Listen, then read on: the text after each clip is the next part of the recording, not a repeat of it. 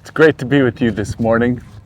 We are located today at a wild animal sanctuary that we will spend 3 nights at with our grandkids. It's a place where all creatures are born, and we have no idea what our life will be like as creatures. And for animals that end up becoming not wanted, abused, or mistreated, they have no control over that. But there's a person like Jesse here who has many wild animals, and my grandkids have just had a blast here with them, petting them and hanging out with them and just enjoying the beauty, the serenity of this kind of place where just these great creatures live. So we've wandered around, we've petted them, we've had a great time and just enjoying this space. So I welcome you this morning. And for all of our lives, we have no idea what life will be like for us either. I mean, we were born into different situations, and things for so many are tough and very difficult. But today I'd like for you to consider with me the story of Zachariah and Elizabeth, as Pastor Cheryl shared. And I want to share with you just a few stories of life that I have experienced as people have journeyed into that unknown called life. Their determination was incredible. The diagnosis came that their child would die shortly after birth. The choice was made to carry her into life beyond the womb and for however long she lived. I wish you all could have been there on the day of her birth to witness the love shown that day as Angel was born to the wonderful family. Now, the family was extremely weary on that day. The delivery had taken its toll. The upcoming transition from this realm to the next was looming. Yet I wish you could have experienced the profound love that was shown to that beautiful child, who only lived for a few hours. But in those hours, there was joy and delight and that was shared in that short space of time. And profound grief also emerged into that setting, and a sadness because of the loss of this wonderful gift in this realm. Words of blessing, gratitude, and sorrow were shared, and Angel moved from this realm to the next. Now, at the other end of the spectrum, Jimmy Carter was said, having shared 77 years of marriage, "We look forward to the future with eagerness and confidence." And for Rosalind, that transition took this place into her heavenly realm. But he also said they were prepared for inevitable adversity when it comes.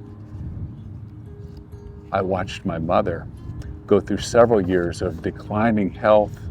Her circumstances were not allowed on most days to impact her love of life and care for others. She cherished her friends, made new friends, stayed engaged, and I witnessed God opening a whole world, new world to her as her physical health declined, but her spirit became more and more alive.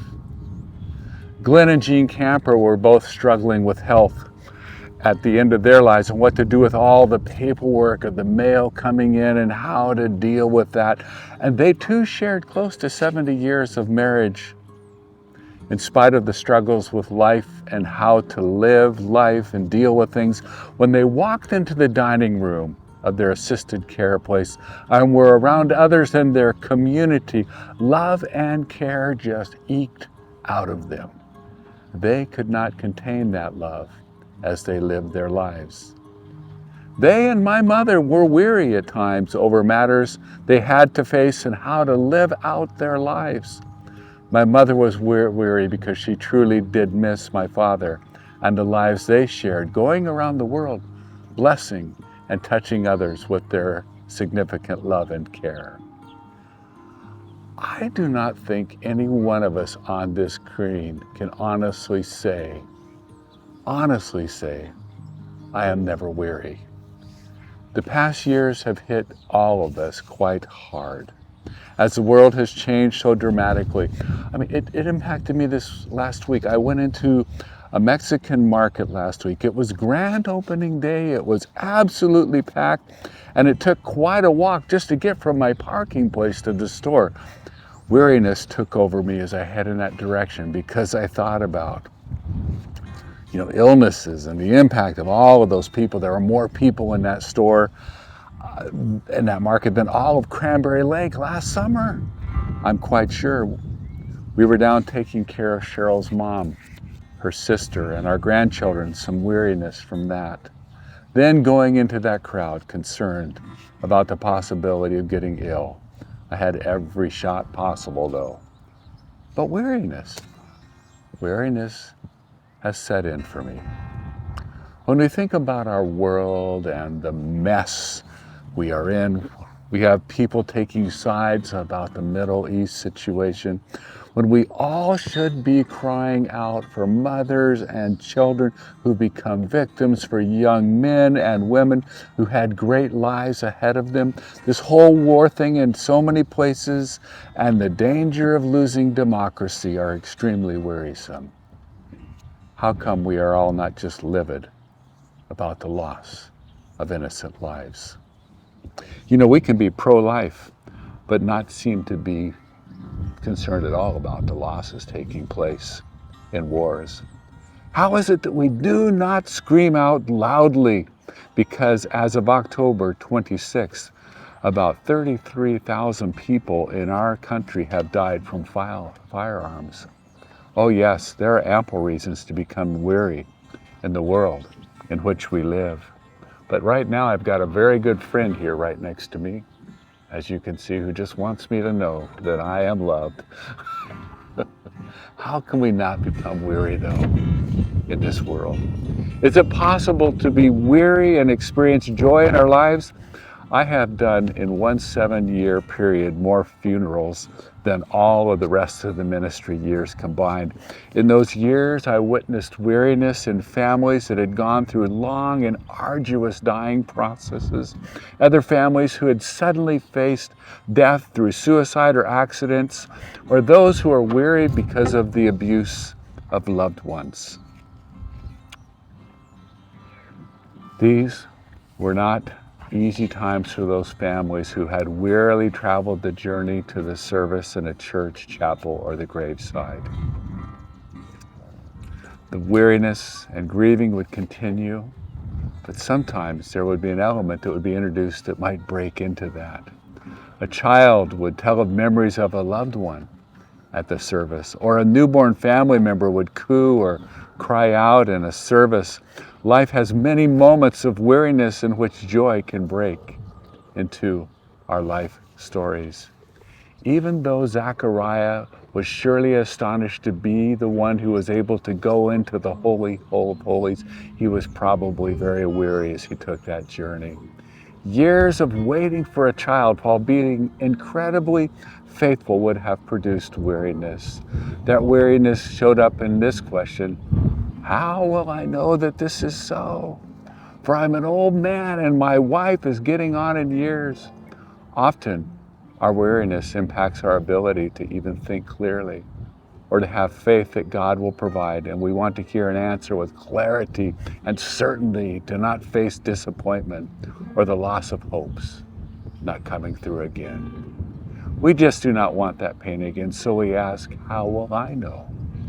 How can I be certain as we seek to get a definite answer? We received a fall newsletter from a family, and here is what the annual letter said in a little section of it that I would like for you to know about.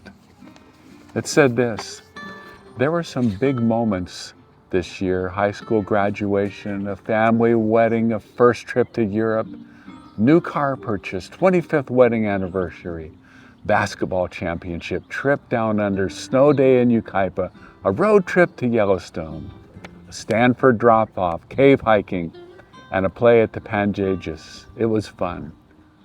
We also had those plenty of ordinary days where we just wanted to hit the snooze button one time, felt irritated with each other, overwhelmed by our workload, tired of divisions in our world, and saddened by all the suffering and loss we see every time we hear and read the news.